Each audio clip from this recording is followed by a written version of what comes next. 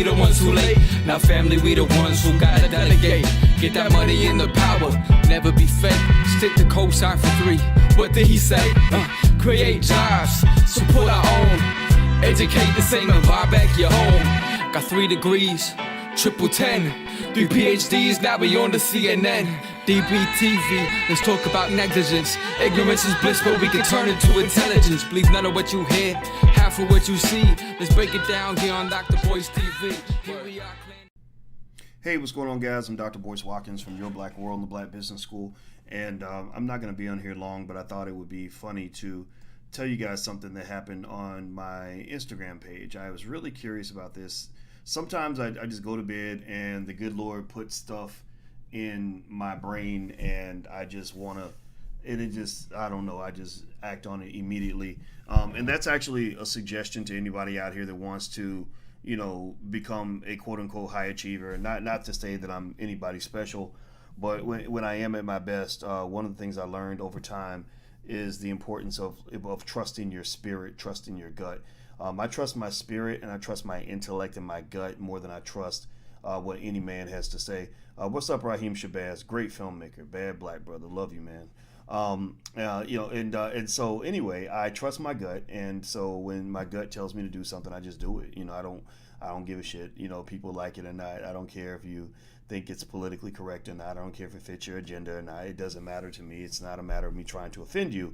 It's a matter of me trying to find a way to seek out the truth so we can all live in some kind of truth.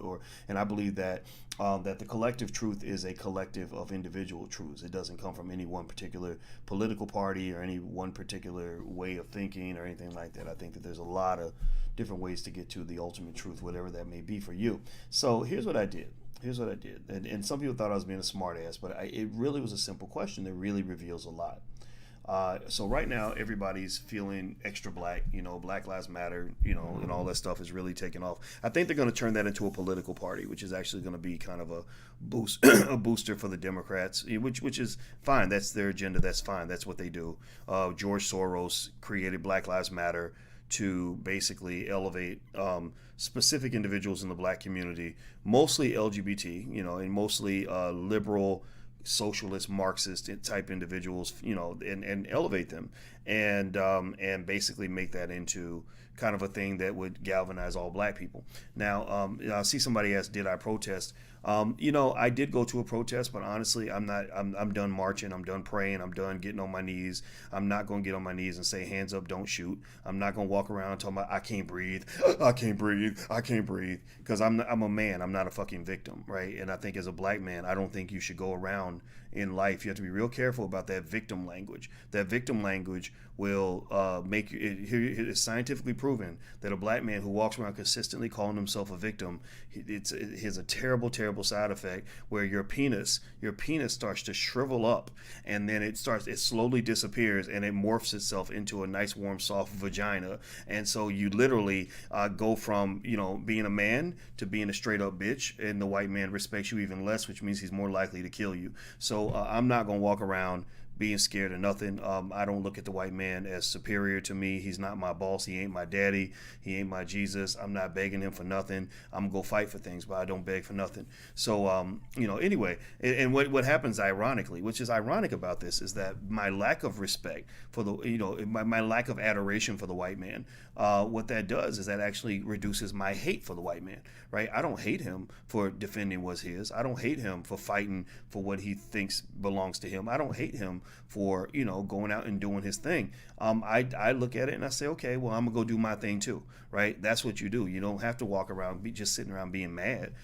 You know, you can actually be empowered, and I think empowered people don't spend time being mad. You know, usually it's like haters. You know, haters are people that don't have much going on, that ain't really doing well, that ain't succeeding in shit, and they get jealous of other people that are doing well, that are living their truth, that are pursuing things, that are winning things, you know. And so, you know, I'd rather be hated than be a hater. You know, I'd rather be hated than be a hater. It's like when Michael Jordan was talking about all the people who said he was mean. You know, these guys were like, I play with Michael Jordan. He's a son of a bitch. He's mean. He's a bully. His leadership style is too assertive, right? And this is one area where I agree with Mike. I don't agree with Mike on everything politically, by the way. But one area I really understood was he said, everybody who says that, they ain't never fucking won anything. He said they ain't never won nothing. So they don't understand the mindset of a winner, the mindset of a champion, right? So I want you to have a winner's mindset. So if you're a winner, just type winner in the chat. Let me know that you're a winner in your life, that you're going to be a winner for your children, especially you men. Are you going to be a winner for your woman or a loser for your woman? Are you going to be a winner for yourself? Are you going to be a winner for your mama? All these people look up to you. Like I think that there are people that really want the black man to rise. Like they're cheering for us. Like they're saying, "Come on, black man, you could do it." And I'm telling you, I'm here for the winners. I'm not here for the beggars. I'm not here for the whiners and stuff like that. And I'm not dissing any of the protests that are out there. I understand that there actually can be some effective change that's caused by some of these protests. I'm not knocking it, but that's not me. I've been fighting my whole life. So my protest began the day I was born, and it ain't stopped. Every single day I protest by getting out here, reading as many books as I can, by building wealth for my family, by teaching my community, by standing up for what is mine, by doing all the things that are right by my children. That's how I protest, right? And so anyway, let me read this. This is really funny. So on my Instagram is The Real Boyce Watkins, by the way. If you want to follow me on Instagram, it's The Real Boyce Watkins. And on my Instagram, I asked a basic question. I said, name 5 ways that life in the black community has substantially improved, as a result of supporting the Democratic Party.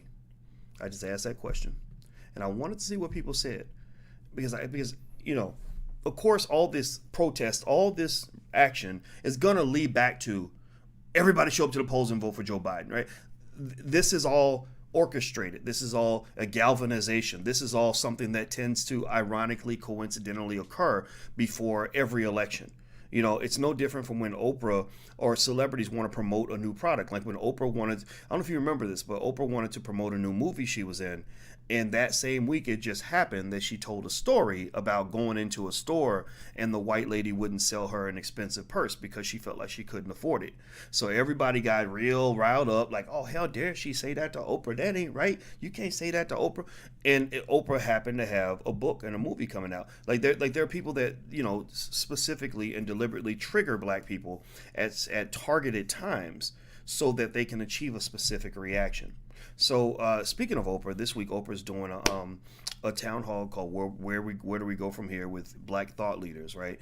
And a bunch of the people on there are politicians. Some of them are not politicians. Some of them are activists. And and it's interesting because it really becomes a rallying cry for the Democratic Party. That's what that's what Diddy did. It's kind of a game. It's kind of a process, right? So I just want you to understand that process. But so I just asked black folks. I said, because everybody has an agenda. I have an agenda. My agenda is black people. Like, I want black people on top of everything. Like, I could probably be accused of being a black supremacist, but I'm not going to say it publicly because somebody may take that video and try to use it against me because the world keeps changing. But I want black people to win. So that's my agenda. So anyway, I said, name 5 ways that life in the black community has been improved as a result of consistently supporting the Democratic Party. And I'm reading down the comments, and I see City Truth says, let me just give you 5 of these. And he just put looks like sad face or confused face. Sharita says, number 1, none. Number 2, nothing that matters. Nothing that I can tell. Number 3, nada. Number 4, not a thing since I was born. Number 5 is not a damn thing, man, in my Chris Tucker voice. Now, Rufian says, list 5 ways that voting... It's 5 ways life has improved as a result of voting Republican. Well, black people don't vote Republican, right? So that's not actually the right kind of answer. But I do think it fits into, right? We know the consistent narrative. It's to say, well, the Democrats are bad, but look at the Republicans. And what I think we can consider is the idea that maybe there's something better out there for black people than simply choosing between a rock and a hard place. Right? You're stuck choosing between a rock and a hard place. Do I pick the party that disrespects me, or do I pick the party that discriminates and mistreats me? Which party do I pick? And I think that when you're told to pick between a rock and a hard place, you could say, maybe I don't want either one, right? I'm not telling you what to do, but I do think it's important to know that you always have a choice. And I think anybody that convinces you that you don't have a choice, that person ain't your friend. That person's not your friend. That person's your new slave master, because they're basically, make a choice, bitch, right? Like, that's what they're doing. They're basically bitch slapping you and saying, do what I say, make a choice, Pick one. You got to eat either the rotten eggs or the dog shit. Pick one. Or you know what do you mean you're not going to eat? What do you mean you're going to go cook your own food? What do you mean you're going to get up from the dinner table? You can't get up from the dinner table, bitch. Right? I'm not a fan of that. I'm not a fan of anybody telling black people what to do or forcing black people or pushing or just, shaming black people into anything. Like, so that's, since liberals like to invent terms, I've invented a term called voter shaming. I think voter shaming is when you shame black people into making a political choice they don't want to make. I believe in freedom. I believe in complete freedom. Freedom means you do what works best for your family. And the fact that there are so many people out there that have a problem with the idea of freedom for black people, the fact that so many people will get angry, I'm talking about livid. I told you I got banned from Ebony magazine because of this, right? So the fact that there are so many people, many of whom look like you, who get offended that I vote for your freedom, that really, it should tell you a lot. And the fact that you can't even think of 5 ways that your life has improved as a result of supporting these politicians, I ain't got to say shit to you. I shouldn't have to say anything to you to make you have a moment of clarity to say, what the fuck? I knew a lady, and I gotta go. It looks like my food's here. I'll order some Uber Eats food. I knew a lady who got a divorce from her husband, and he wasn't a great husband. He kind of neglected her, kind of mistreated her. Very subtle neglect, but it wasn't a good marriage. And I said, what made you, get to the point where you had the courage to make that decision to divorce your husband, even though, she lost a lot of friends, people got mad at her, people shamed her, like, oh, you're hurting your family, this and the other. And you know what she said? She said that the moment I realized I needed to leave was when somebody said, name 5 reasons why, you love this man. Name 5 reasons why you're in this marriage. And she said, I could not name 5 reasons to stay. And that's when I realized it was time for me to make an adjustment, right? So I'm not telling you to get a divorce from any of the politicians that you love. I do think that black conservatives deserve a voice. I do believe that. Not, even black Republicans. I like listening to everybody. I just believe in freedom. I believe in freedom of speech, freedom of expression, freedom of action. I think that when you have panels of black people that talk about the direction of the black community, and the only politicians, the only political figures they invite in are black Democrats, I think that right there is a type of enslavement. That's a type of mind control that is exerted on the black community, and I think it's just patently ridiculous and unfair. But it doesn't matter what I think. It doesn't matter, it's not a matter of convincing them to stop doing what they do. They're going to keep doing what they got to do. They got to go win elections. That's how they make money. It's really a matter of you deciding what's best for you. So that's my conclusion on this. I got to go, guys. But my conclusion at the end of the day is do what's best for you, period. And if anybody has a problem with me saying that you should do what's best for you, you need to give that person the side eye because that person is not your friend.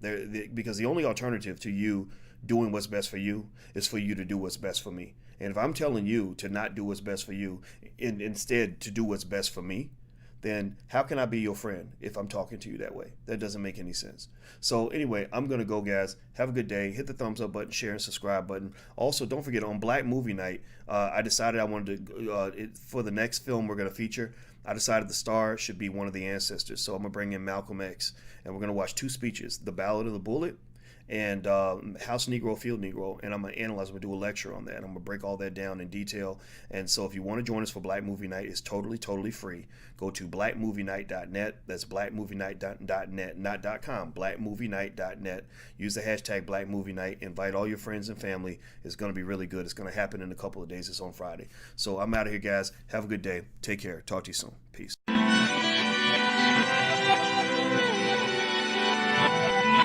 Here we are, clan the isms, cataclysm great. Our people out here struggling, trying to make it in this state. Everybody out here doing it, but we the ones who late. Now family, we the ones who gotta delegate. Get that money in the power, never be fake. Stick to cosign for 3. What did he say?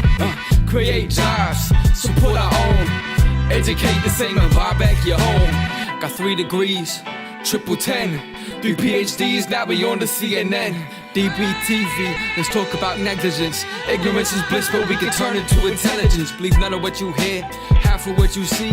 Let's break it down here on Dr.